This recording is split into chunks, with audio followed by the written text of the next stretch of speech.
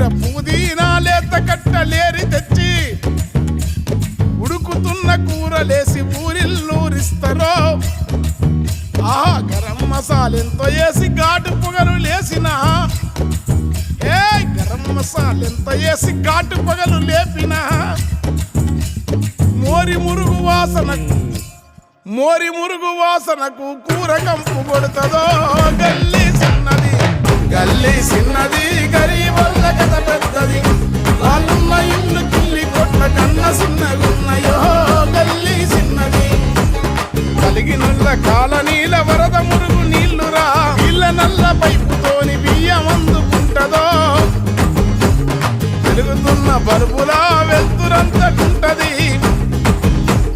గల్లీలోన వీధి లైట్ల కళ్ళకు రేసి కటి